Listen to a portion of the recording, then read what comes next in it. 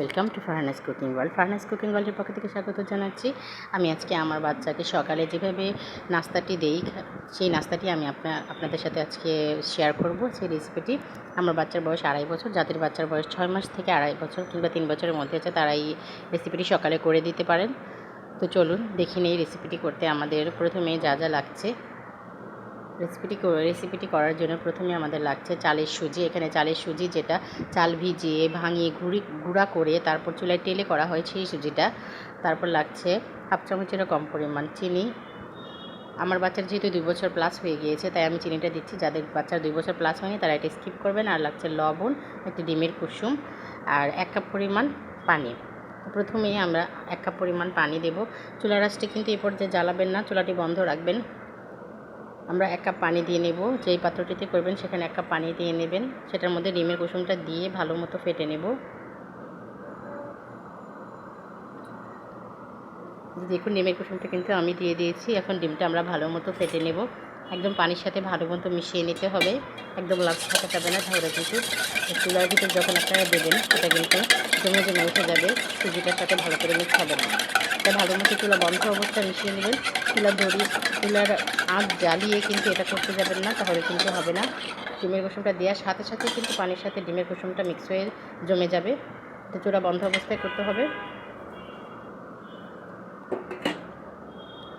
এখন সুজিটাও আমরা ভালো মতো মিক্স করে নেব।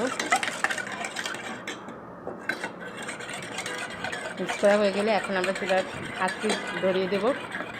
একদম মিডিয়াম আঁচে কিন্তু এই রান্নাটা করবেন, চুলার আঁচ বাড়িয়ে দেবেন না, তাহলে কিন্তু যেহেতু ডিম সেটা জমে যাবে। এই যে দেখুন, রান্নাটা নাড়তে নাড়তে যখন ঘন হয়ে আসবে তখন নামিয়ে নেব। আসলে আপনার বাচ্চা যেহেতু পাতলা খেতে পছন্দ করে, এখানে আমি যতটুকু পরিমাণ পানি দিয়েছি তার সাথে আর একটু পানি বাড়িয়ে দেবেন, একটু পাতলা করবেন। আমার বাচ্চা যেহেতু ঘন খায়, আমি একটু ঘন রাখবো। আমার খাবারটি কিন্তু হয়ে গিয়েছে, আমি চুলা থেকে নামিয়ে নেব। এখন দেখুন, এটা ঠান্ডা হওয়ার পর কিন্তু আরও ঘন হয়ে আসবে। আপনাদের আমি ধরে একটু দেখিয়ে দিচ্ছি। দেখুন, ডিমের কোনো দানা কিংবা লাম্পস কিন্তু দেখা যাচ্ছে না, একদম সুজির সাথে পারফেক্টলি মিশে গিয়েছে কুসুমটা। যাদের বাচ্চারা ডিম খেতে চায় না, তারা এইভাবে সকালে এই পুষ্টিকর নাস্তাটি দিয়ে তাদের সারাদিনের পুষ্টি চাহিদা কিন্তু আপনারা ফিল আপ করতে পারেন। আমি আমার বাচ্চাকে এভাবেই সকালে সবসময় দেই, যেহেতু আমার বাচ্চারা ডিমের সাদা অংশটি সে খায় কিন্তু কুসুমটি খেতে চায় না। আপনারা কিন্তু এভাবে দিতে পারেন। আশা করি আমার রেসিপিটি আপনাদের কাছে ভালো লাগবে।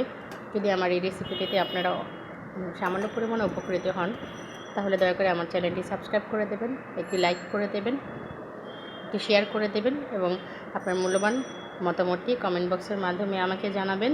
আশা করি আপনাদের কাছে রেসিপিটি ভালো লাগবে এবং উপকৃত হবেন আপনারা।